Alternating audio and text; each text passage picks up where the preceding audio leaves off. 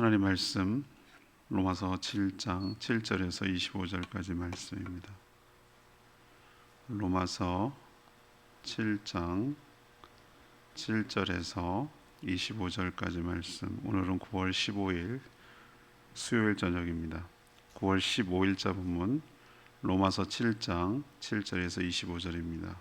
신약성경 248쪽입니다.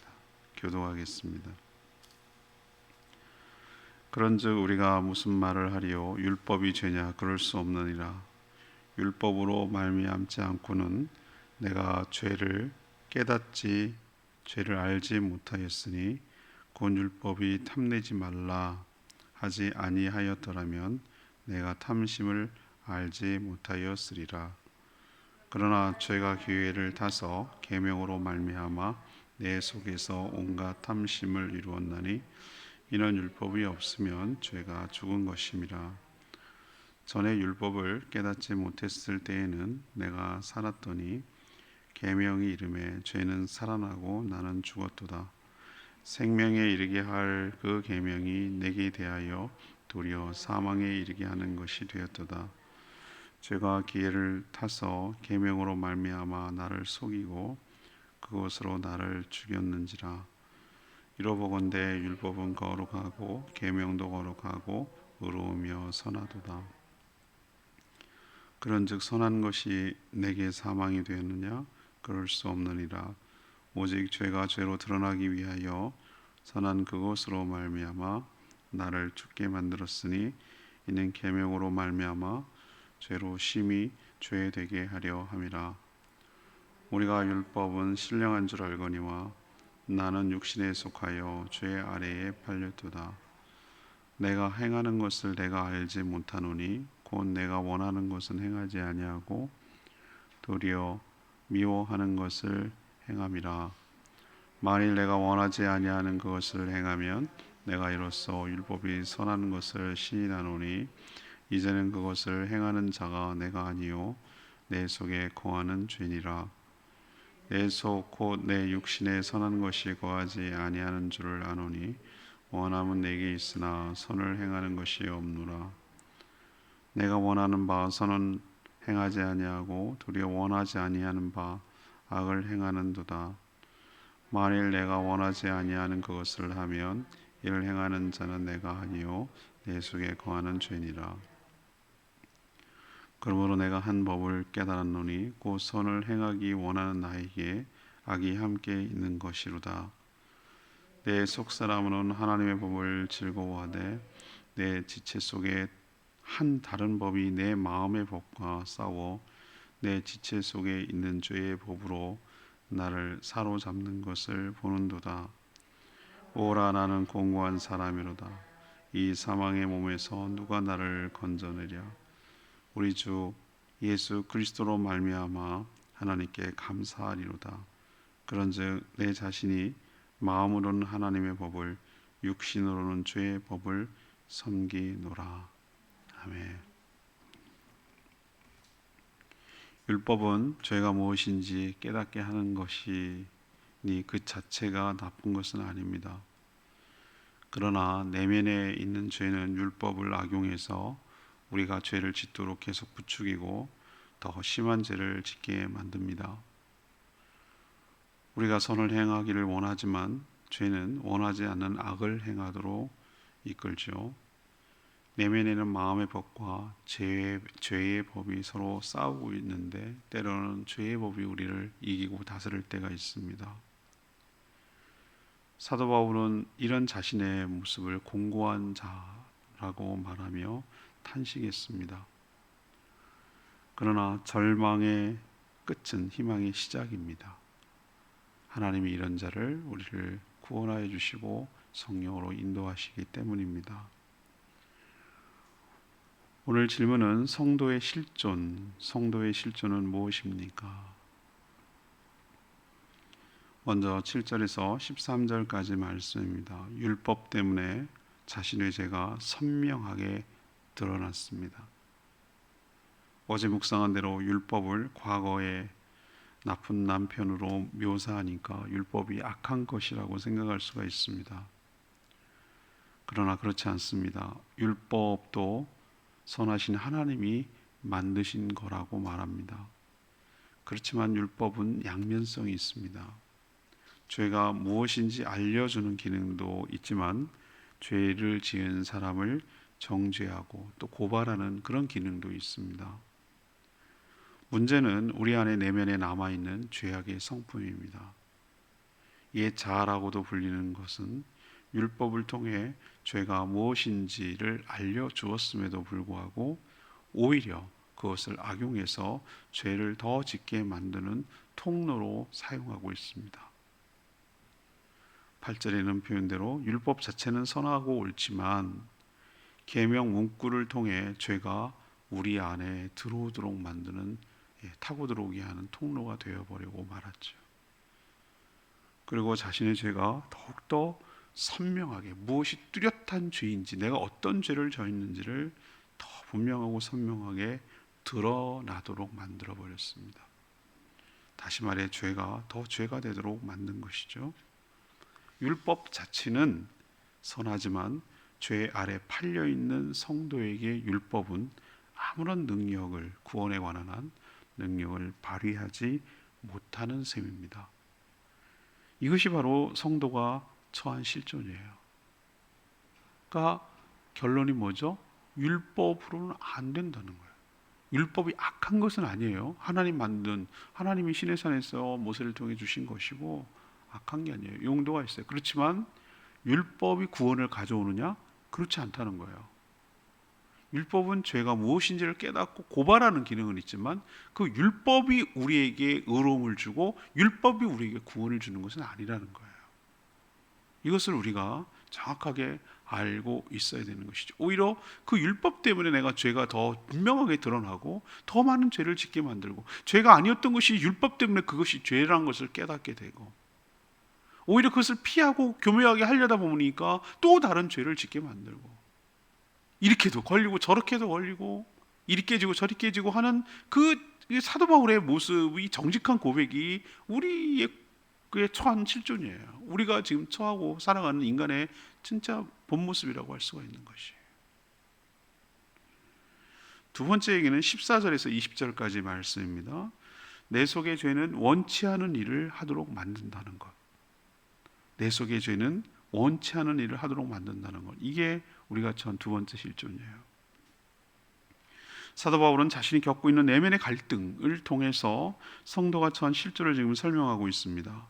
사도 바울과 같은 그런 대단한 사람도 오늘 뭐라고 그랬죠? 15절에 내가 행하는 것을 내가 알지 못하노니 도대체 나를 이해할 수가 없어 라고 말하는 거예요. 이게 그 위대한 사도도 말이죠. 왜 내가 이해를 못하냐면 그 이해 못하는 대목이 15절에 나오잖아요. 곧 내가 원하는 것은 행하지 않고 도리어 미워하는 것을 행하는 난 도대체 뭐냐 이거예요. 저는 이걸 보면서 한편으로 위로가 돼요. 나만 그런 게 아니었구나. 사도 바울 같은 이런 대단한 사람도 이런 아픔과 갈등과 고백이 있구나라는 생각이 드니까 한편으로는 위로가 되는데, 그래서 더 복음이 필요하구나, 그 얘기를 하고 싶은 거구나라는 생각이 들어요. 16절에 보세요. 내가 원하지 않은 그것을 내가 행함으로써 율법이 선한 것을 시인한다 이거예요. 근데 내가 행하는 것은 내가 아니고 내 속에 있는 죄라고 오늘 표현하고 있잖아요. 17절에. 자신이 원하는 것을 행하지 않고 그토록 미워하는 것을 행하는 자신을 이해할 수 없기 때문에 이런 얘기를 하는 것이죠. 자신이 그런 일을 하면서도 그 일을 원하지 않는 것을 통해서 율법 자체에 문제가 있는 것은 아니고 선한 것임을 알았다고 오히려 말합니다. 그럼 자신은 원하는데 그런 일을 하게 되는 이유는 자꾸 뭘까? 그 이유를 어디서 찾고 있는 것이죠? 그 안에 살고 있는, 내 안에 살고 있는 것 때문에, 이 죄성 때문에 그렇다는 거예요. 우리는 구원을 받았지만 완성되지는 않았어요. 몸은 그대로잖아요. 육신의 본성이 아직 남아 있어요. 옛 자아, 곧 죄의 성품은 관성의 법칙처럼 과거에 해오던 대로 그대로 그냥 몸이 기억하도록 만드는 거죠. 몸이. 그래서 계속 죄를 짓도록 만들어요. 그것이 우리는 익숙한 삶이었어요.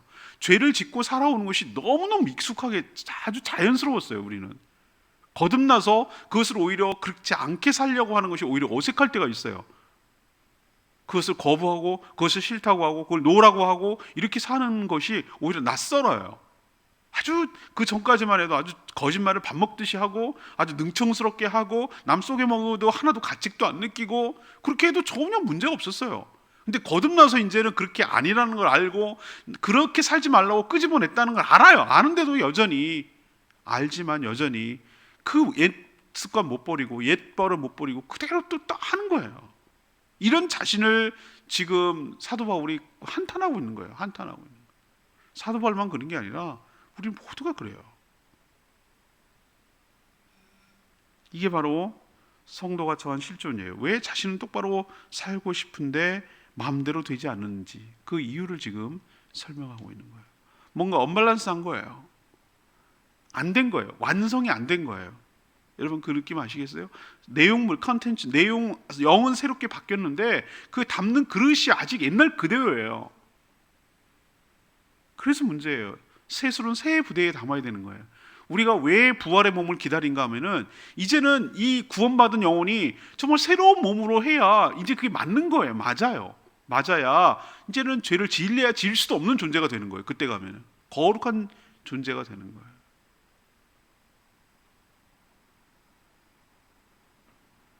그걸 소망하게 만드는 것이죠.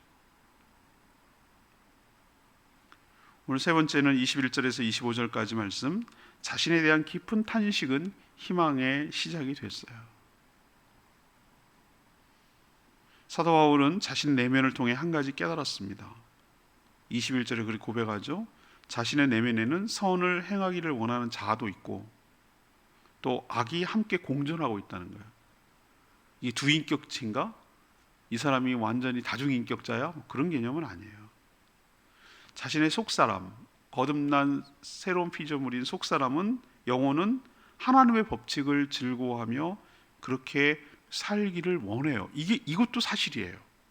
이게 하기 좋은 말이 아니에요. 위선이 아니에요. 안 그런데, 실제로는 안 그런데 그런 척 하는 말이 아니라, 여러분 정말 거듭나면요, 이게 거듭나는지 안 나는지를 알 수 있는데 정말로 거듭나면은 하나님 말씀대로 살고 싶어요. 하나님의 기쁨이 되고 싶어요. 하나님께 하나님의 뭔가 영광을 위해서 살고 싶어요. 하나님이 흐뭇해하고 좋아하는 걸 하고 싶은 마음이 있어요, 우리 가운데. 그것조차도 없다면 그거는 거듭나고 구원받은 사람 아니에요. 있어요. 우리가 거듭난 속사람이 그렇게 살고 싶어 한다고요. 여러분도 그런 거 느끼지 않으세요? 정말 그렇게 살고 싶잖아요. 마음이 있어요. 그런 마음이 없다는 게 아니에요. 그런데 이렇게 구원 이후에 하나님 말씀대로 살고 싶은 내 마음이 있는 것과 동시에 또 다른 세력이 내 몸 안에 여전히 존재한다고 오늘 표현하잖아요. 그것을 사도 바울은 죄의 법이라고 불렀어요. 죄의 법은 바로 살아가려는 자신을 계속해서 죄의 길로 자꾸 이끄는 거예요. 그래서 자신을 실망하게 만드는 거예요. 왜 나는 이 모양 이 꼴이지? 왜 이렇게 나는 연약하지? 왜 이렇게 쉽게 넘어지고 자빠지고 그러지? 왜 나는 이거밖에 안 될까? 막 이런 식으로 나에 대해서 자책하게 만들게 하는, 나를 자꾸 죄악에 반복하게 만드는, 나를 자꾸 실망스럽게 만드는 이런 것이 내 안에 있다는 거예요. 그것을 두고 24절에 사도 바울이 이렇게 표현했어. 오호라, 탄식하는 말이거든. 감탄사예요. 오호라, 나는 뭐한 사람이로다? 공고한 사람입니다. 공고한 사람입니다. 이 사망의 몸에서 누가 나를 건져내겠습니까? 이 구제불능인 나를 어떻게 그러면 건져낼 수가 있겠습니까? 그 얘기를 지금 하는 거예요. 사도 바울이 이 정도로 고백했으면 우리는 말할 것도 없어요. 이게 학자들마다 이게 구원받기 전의 모습이다. 어떻게 구원받은 이런 모습이 나타나냐? 저는 아니라고 생각합니다. 이 사람이 구원받은 이후에 고백하는 거예요. 지금 이게 인간의 솔직한 마음이에요. 제가 주일날 비유 드렸죠. 사망의 몸에서 뭐라고 그랬죠? 옛날에 사형제도를 시킬 때 이미 죽은 시체를 갖다 똘똘 말아가지고 겹쳐가지고 같이 전염되게 해서 죽게 만드는 아주 잔인하고 무서운 방법이라고 그랬잖아요. 그걸 말하는 거예요. 그렇게 묶여있는 사망의 몸에서 누가 나를 끄집어낼 것인가? 나는 곤고한 사람입니다. 나는 썩어가는 사람입니다. 나는 정말 선한 것이라고는 일도 없는 사람입니다. 이 고백이 24절에는 탄식의 고백이에요. 그런데 25절에 이렇게 얘기해요. 그렇지, 우린 희망이 없지. 그걸로 끝난다면 뭐가 우리가 복음이고 뭐가 소망이 있겠어요? 24절과 25절 사이에는 한 절밖에 안 되지만 엄청난 반전이 있는 거예요. 엄청난 반전. 25절에 어떻게 나옵니까? 우리 주 예수 그리스도로 말미암아 하나님께 뭐하리로다? 감사하리로다. 아니, 이 사망의 몸에서 누가 나를 건져내랴 라고 탄식했던 사람이 갑자기 왜 감사가 나오냐고? 자기 알았어요. 인정했어요. 내 마음은, 내 자신이 마음으로 하나님의 법을 섬기고 싶다. 근데 법을 육신으로는 죄의 법이 나를 끌고 간다. 이게 나다. 그렇지만 주 예수 그리스도로 말미암아 하나님께 감사한다. 이 얘기가 뭐냐면은, 여러분 기억나세요? 우리가 바닥친다. 주식에서 뭐 이런 표현을 할 때, 야, 인생 바닥침 이제 올라갈 일만 남았어. 그죠? 어떤 사람은 바닥인 줄 알았더니 지하가 있더라고요. 뭐 이렇게 말하는 사람도 있긴 하지만, 우리도 수영장 보면은 물에 푹 빠졌을 때 어떻게 합니까? 밑에 바닥을 팡 치고 올라가서 이제는 올라가는 일만 남았죠. 이제 떨어질 일은 없잖아요. 바닥을 탕 치고 올라간단 말이에요. 그 바닥 지점, 인생의 밑바닥 지점. 야, 난 진짜 도저히 안 되는 구제불능 인간이구나. 정말 내가 나도 이 정도인데 하나님 날 보고 어떻게 하겠나. 이런 식으로 나에 대해서 실망하고 너무 할 때 그게 이제 저점이에요. 바닥 친다고요. 그렇게 가라앉는 존재가 아니라 이제는 누구 때문에 반전이 된다고요? 이런 나지만, 나에게는 정말 선한 것이 1도 없지만, 나에게는 어떻게 할 방법이 하나도 없지만, 이런 나를 주 예수 그리스도 때문에, 그분이 나를 다시 끄집어 올리고 바닥을 치고, 이런 나를, 바닥을 친 나를 다시 끌어올려서 내 힘으로 살지 않게 하고 성령의 법으로 살아가게 하니 나는 뭐 한다고요? 감사하리로다 라는 고백이 나오는 거예요. 그것이 이제 내일부터 묵상하는 내용이에요. 8장부터가 어떻게 되냐면은, 그럼 이 사망의 몸에서 누가 건져내랴 라고 탄식했지만, 누가 건져내기는 주 예수 그리스도로 말미암아 성령이 너를 건져내는 거지. 성령께서 너를 이끌어가는 거지. 그 얘기를 이제 8장에서 쭉 내일 모레 글피 이렇게 쭉 끌고 가거든요. 우리도 이 얘기를 왜 하냐면, 우리의 절망은 오히려 하나님의 은혜와 소망의 시작인 셈인 줄로 믿습니다. 우리 이렇게 생각해 봅시다. 아직도 나는 선한 구석이 있어. 나는 내 스스로 뭔가를 문제를 해결할 수 있어. 그런 사람에게는 하나님이 개입할 여지가 있습니까? 없습니다. 그러면 네 마음대로 해보라 그래. 내가 힘이 나. 근데 난 두 손 두 발 다 들었어. 나에게는 선한 의지도 없고 능력도 없고 난 진짜 구제불능이에요. 나도 나를 포기했어요. 하나님. 그게 자포자기입니까? 아니요. 하나님께 항복하는 거예요. 하나님 뜻대로 하세요. 하나님 처분에 맡깁니다. 하나님 나를 불쌍히 여겨주세요. 나는 어떻게 할 수가 없어요 라고 하는 것이 우리로서는 절망의 끝자락이지만, 그 바닥이 하나님께서 우리를 통해서 새 역사를 일으키신 시작점이 될 줄로 믿습니다. 이런 반전이 있기 때문에 은혜라고 말하는 거예요. 근데 아직도 내 선한 구석이 있다고 생각하는 사람에게 하나님의 은혜가 개입될 수 있겠어요? 아직도 내가 뭔가 소망이 있고 내 스스로 문제를 해결할 수 있다고 생각하는 자에게 하나님이 은혜를 줄 수가 있겠냐고요. 그래서 나는 사도 바울의 이 고백이 반전을 쓰는 중요한 터닝 포인트가 된다고 생각해요. 아, 나는 공고한 사람입니다. 난 정말 어쩔 수 없는 이 사망의 몸입니다. 나는 정말 죽은 것 같은 이 쓰레기 같은 몸입니다. 나는 정말 시체입니다. 이렇게 고백하는 거예요. 그런데 하나님 때문에 이 시체 같은 인생이 성령의 은혜와 은사로 반전이 일어나고 새 삶을 살아갈 수 있게 하심에 감사드릴 뿐입니다 라고 말하는 것이 이제 8장부터 묵상한 내용입니다. 오늘 레마 말씀이 25절 말씀 아까 방금 했죠. 우리 주 예수 그리스도로 말미암아 하나님께 감사하리도 그런즉 내 자신이 마음으로는 하나님의 법을 육신으로는 죄의 법을 섬기노라. 사도 바울은 방금 전 자신을 공고한 사람이라고 칭하며 이 사망의 몸에서 누가 건져낼 것인지 탄식했어요. 자신의 실주를 보면 완전히 절망에 이른 것인데 사망의 몸이란 어쩔 수 없는 무력한 상태를 말해요. 갑자기 하나님께 감사하죠. 왜 그렇다고 했죠? 그의 질문처럼 이 사망의 몸에서 건져낼 자를 알았고 찾았기 때문에, 만났기 때문에, 주 예수 그리스도로 말미암아, 예수님 때문이란 얘기거든요. 바로 성령님이에요. 그분의 영이신. 선한 것이 없지만 바닥을 쳐야 올라갈 수 있는 줄로 믿습니다. 여러분도 이런 고백과 반전이 여러분 삶 속에 나오게 되기를 원합니다. 우리도 사도 바울 같은 고백을 하며 살아가는 존재예요. 이 양반도 이 정도인데 우린 말할 것도 없어요. 우린 진짜 선한 것이라고는 일도 없는 사람이에요. 그런데도 주님께 소망을 가지고 살아가는 저와 여러분 되기를 소망합니다. 오늘 말씀 붙들고 기도하기 전에 찬양집 706장, 아까 부른 찬양이죠. 찬양집 706장 부르고 기도하는 시간 갖겠습니다. 찬양집 706입니다. 보소서 주님 나의 마음을.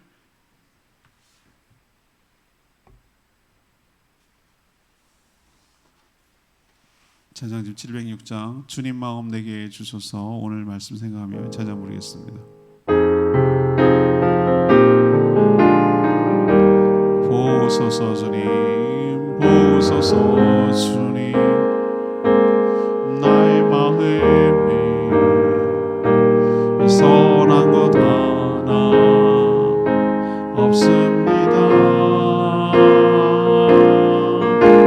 그러나 내 모든 것 주께 드립니다. 사랑으로 안으시고 날 새롭게 하소서. 주님 마음 내게 주소서. 내 아버지 주님 마음 내게 주소서. 나를 향하신 주님의 뜻이 이루어지도록 주님 마음 내게 주소서. 내게 사랑을 가르치소서. 당신의 마음으로 용서하게 하소서. 주의 성령 내게 채우사 주의 길 가게 하소서. 주님 당신 마음 주소서. 주님 마음 내게 주소서. 내 아버지 주님 마음 내게 주소서. 나를 향하신 주님의 뜻이 이루어지도록 주님 마음 내게 주소서. 전 사도 바울에 보면서 참 이분도 인간적인 면이 있구나. 그렇게 대단하고 능력자인데도 불구하고 이런 탄식과 고백을 하는 것이 오히려 더 정말 뭐라 그럴까, 인간으로서 공감이 되고 위로가 되는 말씀이에요. 그러나 탄식과 절망으로 끝났다면 이게 무슨 위로가 되겠어요? 찬송하리로다. 우리 주 예수 그리스도로 말미암아 찬송하리로다. 우리는 정말 쓰레기 같은 바닥, 곤고한 사람, 이 사망의 몸, 이런 존재지만 우리는 정말 내가 원하지 않은 죄와 거기에 끌려다니면서 여전히 그 자유를 그런 데 쓰고 있는 존재지만 하나님께서 성령으로 인도하사 우리를 반전시키며 서서히 다듬어 가실 그분 때문에 오히려 소망을 갖게 될 줄로 믿습니다. 나에게는 소망이 없어요. 이 절망이 오히려 하나님의 희망의 시작이에요. 나는 안 돼요. 이게 좌절하라는 개념이 아니라 나에겐 선한 것이 없다라는 것이 하나님이 개입할 수 있는 여지를 열어주는 거예요. 하나님이 만져주십시오. 하나님이 개입하여 주십시오. 하나님께서 은총을 더하여 주시옵소서. 저를 변화시켜 주시고 저를 다듬어서 성령의 사람이 되도록 하여 주시옵소서. 저는 할 수 없는 그것 성령님이 하게 하여 달라고 주여 외치며 기도하겠습니다. 주여 하나님 부으소서.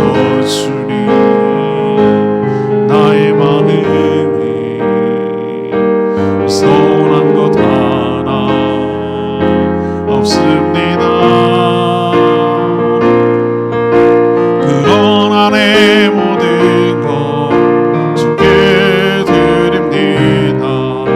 사랑으로 안으시고 날 새롭게 하소서. 주님 마음 내게 주소서.